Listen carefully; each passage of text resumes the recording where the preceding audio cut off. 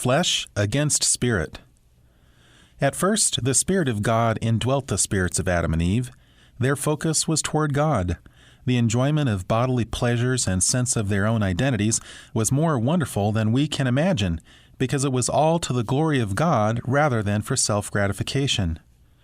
When they sinned, the Spirit of God departed from their spirits, and their orientation turned from God to self. Thus we, their descendants, are by nature sensual, selfish, and materialistic. Instead of the joy of fellowship with God, man finds his joy in this world's lust of the flesh and the lust of the eyes and the pride of life. 1 John 2, verse 16. These three lusts are all that Satan and the world have to offer. We see them in Eve's sin, the forbidden fruit's delicious taste, its enticing visual appeal, and the wisdom with which it would endow her. Genesis 3, verses 1 through 6.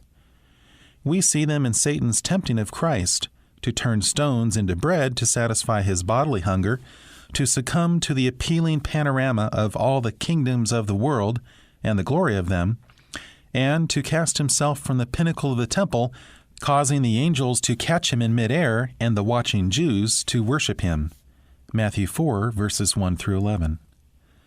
Unlike the first man and first Adam, the second man and last Adam refused Satan's offer.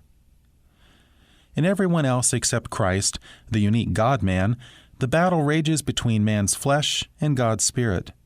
For the flesh lusteth against the Spirit, and the Spirit against the flesh. Galatians 5, verse 17.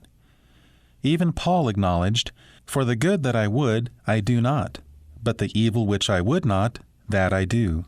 Romans 7, verse 19. Man's spirit has become a slave to his soul and body. He can never be right. Even his morality and uprightness can never be anything but the filthy rags, Isaiah 64:6, of self-righteousness, until the Spirit of God indwells and rules in man's spirit once again.